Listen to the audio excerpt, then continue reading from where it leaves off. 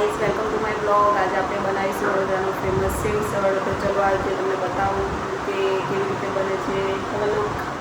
બનાવવા માટે આપણે પહેલાં તો જે સફેદ વટાણા આવે છે એને જો સવારે બનાવવાનું હોય તો રાત્રે પલાળી દેવાનું, રાત્રે બનાવવાનું હોય તો સવારે 5 થી 7 કલાક પલાળો એટલે સારી રીતે થઈ જાય છે। પણ એને કુકરમાં નહીં બાફવાના, કેમ કે કુકરમાં બાફશો તો એકદમ છોડા છોડા નીકળી જશે। જો મેં તમને દેખાડું તપેલીમાં કેવી રીતે બાફલા છે તે જો આ રીતે તપેલીમાં બાફીએ ને તો આ આખા રહે છે ને મસ્ત થઈ જાય છે। તો અમે હવે બાફી રાખ્યા છે। હવે હું એની માટે ડુંગળી, ટામેટું ને બધું ક્રશ કરવાનું છે, તે કરીને પછી તમને આગળ વધાવું કે કેવી રીતે છે। તો હવે સેવસળનો જે મસાલો કરવાનો છે એમાં આ દાલચીની, સિનેમન શું કહેવાય એને ગુજરાતીમાં ખબર નહીં મને, આદુ, લસણ, જીરું અને મરી એને જો અમારા ઘરમાં તો ખલથી જ કરે છે। તમારા ત્યાં મિક્સર વાપરતા હોય તો સારું, બાકી અમારે ત્યાં તો ખલનો જ સ્વાદ સારી રીતે અને એ જ ટ્રેડિશનલી એ જ વાપરીએ છીએ અમે। તો હવે હું તમને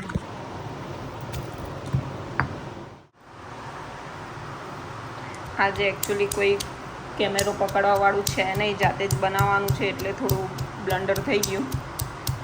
કંઈ નહીં, હું તમને આ પીસીને પછી આગળ જે છે તે હું શૂટ કરું છું પછી। તો અહીંયા મસાલો રેડી છે આપણો। આ મેં હમણાં જે વાટીને રાખ્યું એ છે લસણ, આદુ, જીરું, મરી અને થોડું સિનેમન, આ ટામેટું, પુદીનાના પત્તા, બાદિયા, લીમડી, બે લીવ્સ ને શું કહે તેજપત્તા અને ડુંગળી અને થોડી હિંગ નાખીશું આપણે વઘારમાં। તો આગળ હવે વઘાર કરીએ। તો હવે આપણે સેવસળનો વઘાર કરવાનો છે, એની માટે આપણે આ તેલ લીધું છે। તેલ ગરમ થાય તો અહીંયા તેલ ગરમ થઈ ગયું છે એટલે હવે આમાં જીરું નાખું છું। સરખી રીતે તતરી ગયું છે એટલે જીરું, 2 લીવ્સ, બાદિયા,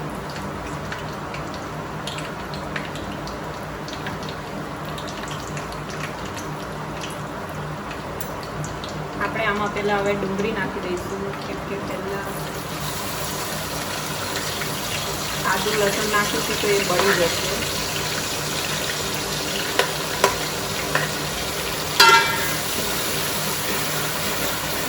ડુંગળીને આપણે સાંકળવા દઈશું।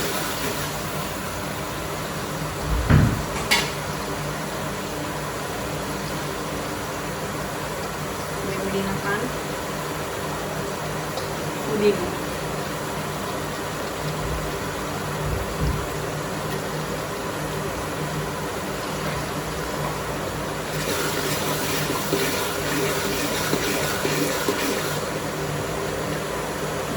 ડુંગળી થોડી હવે આપણે આ મસાલો નાખીશું તે બળશે નહીં।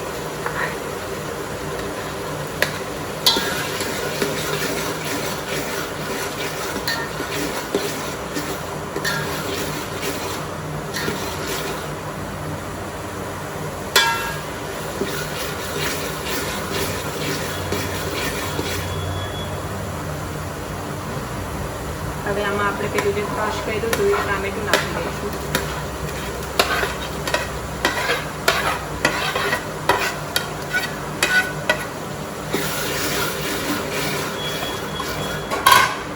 ક્વોન્ટિટી એટલે વધારે છે કે મારે 8 થી 10 લોકોનું બનાવવાનું છે,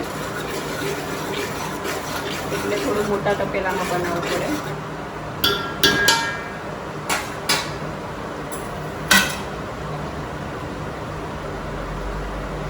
હવે આમાં હળદર નાખી દઈશું,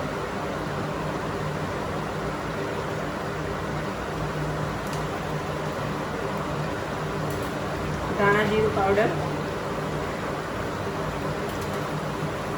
ગરમ મસાલો અને આ લાલ મરચું.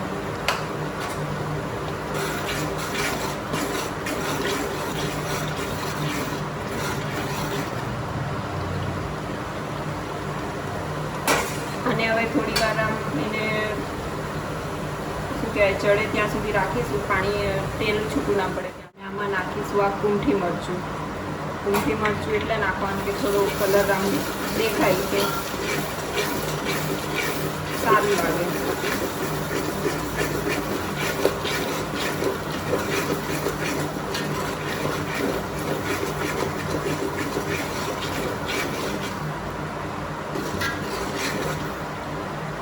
બધા મસાલા સારી રીતે પાકી ગયા છે, એટલે હવે આપણે નાખીશું એમાં વ્હાઈટ વટાણા.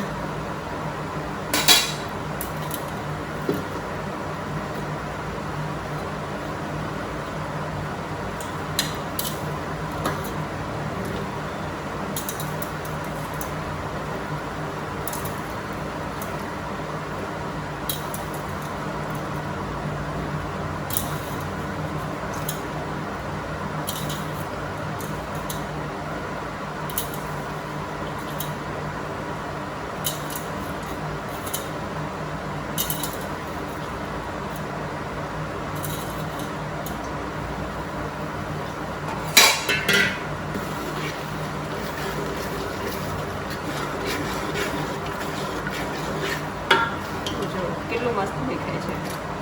હવે આમાં પાણી નાખી દઈશું.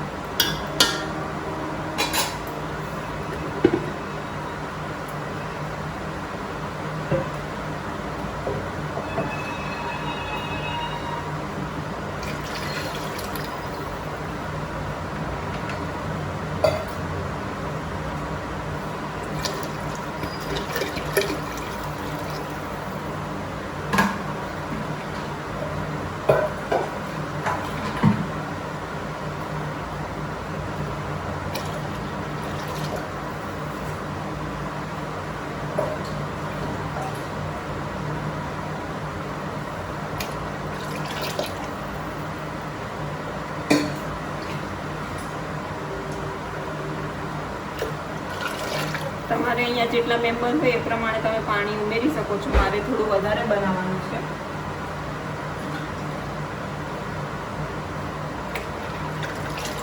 એટલે મેં આટલું પાણી નાખ્યું છે.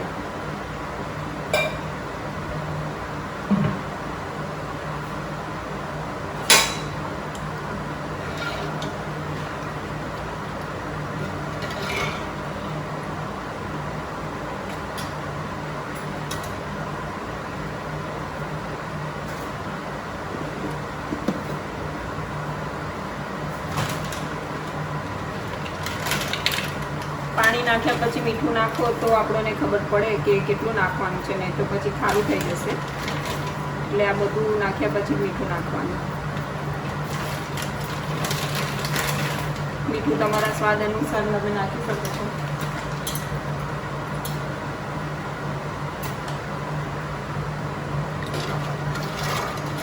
કોઈના ઘરમાં થોડું જાડું જોતું હોય તો તમે આમાં બેસન પણ ગોળીને નાખી શકો છો. તો મારા ઘરે બેસન થોડું નાખે છે, એટલે હું નાખીશ એમાં. તમને આગળ બતાવું. જો મેં આટલું બેસન લીધું છે, હવે એમાં હું પાણી નાખીશ.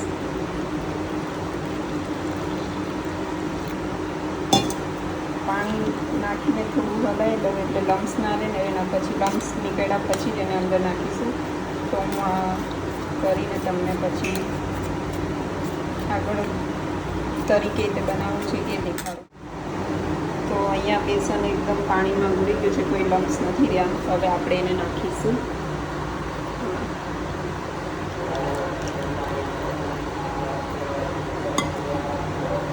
જો કેટલું મસ્ત દેખાય છે. તરી નાખવાની જરૂર જ ના પડે એટલું લાલ એકદમ.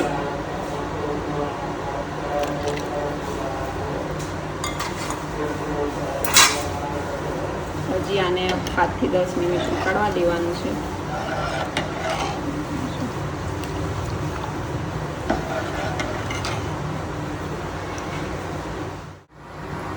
આ થોડું ઉકળે એટલે આપણે સેવસળ મસાલો નાખી દઈશું. અમે અહીંયા હું શ્રીહરિનો સેવસળ મસાલા વાપરું છું. આપણે એવું કોઈ સિક્રેટ મસાલા જેવું છે નહીં, રેડી ટુ ઇટ મળે જ છે તો એ નાખી દેવાનું, ખોટી મહેનત કરવાની નહીં. આનો બી ટેસ્ટ સારો જ હોય છે શ્રીહરિના મસાલાનો, તો એ વાપરી શકો છો. જો તમે જોઈ જ શકો છો કેટલું મસ્ત ડિલિશિયસ એકદમ સેવસળ બની ગયું છે. હજી પણ આને ઉકળવા દેવું પડશે, વધારે ક્વોન્ટિટીમાં છે ને એટલે થોડી ઉકળતા વાર લાગે છે. આ ઉકળે ત્યાં સુધી હું બીજી બાજુ કરી બનાવવા માટેની તૈયારી કરી દીધેલી છે. તરી બનાવવા માટે સિંગ તેલ વાપરવાનું, તો એનો ટેસ્ટ વધારે સારો લાગે.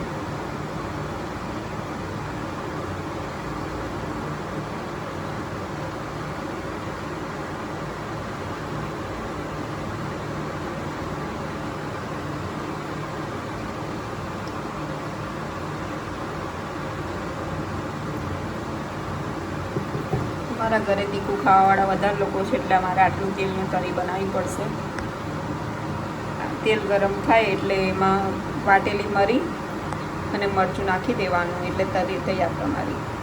એ હું તમને બતાડવા તેલ ગરમ થાય એટલે. જો તેલ ગરમ થાય ને એટલે એને બંધ કરી દેવાનું, નહીંતર આમાં મરચું નાખશે ને તો મરચું બળી જશે તો કાળું કાળું લાગશે, તો કાળી તરી પછી આપણને ખાવામાં મજા નહીં આવે. એટલે મેં હમણાં બંધ કરી દીધું છે. ઠંડુ થાય એટલે હું એમાં નાખી દઉં છું મરી પાવડર અને લાલ મરચું. જો તો આ તેલમાં આપણે મરચું નાખી દઈશું.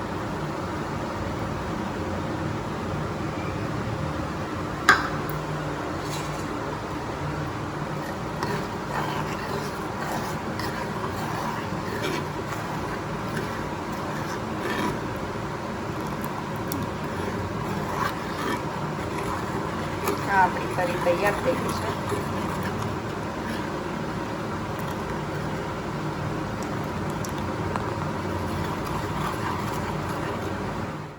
તો આપણું સેવસળ અધૂરું છે. આ સ્પ્રિંગ અનિયન એટલે લીલી ડુંગળી વગર. તો હવે આપણે લીલી ડુંગળીને કટ કરીશું. લીલી ડુંગળી સાથે સેવસળ ખાવાની મજા જ કઈ વાર છે. તો ચલો હું હવે આને કટ કરી દઉં. તો સેવસળ માટે લીલી ડુંગળી કપાઈ ગઈ છે. લીંબુ પાણી અને મરી પાવડર, કેમ કે તીખું જેને ભાવતું હોય એ મરી પાવડર નાખે તો મસ્ત લાગે. સેવ તરી બનાવવા માટે બી આમાં મરી પાવડર હોય તો સારું લાગે. તો અહીંયા આપણી સેવસળ રેડી છે. હવે એમાં સેવો, લીલી ડુંગળી, થોડું લીંબુ પાણી, મરી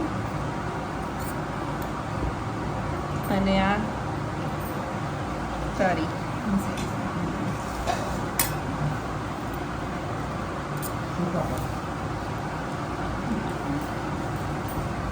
આ છે સેવસળ. પેલા એમને તો ટંગલી નતું કરાય, બીજા એમના ભર્યા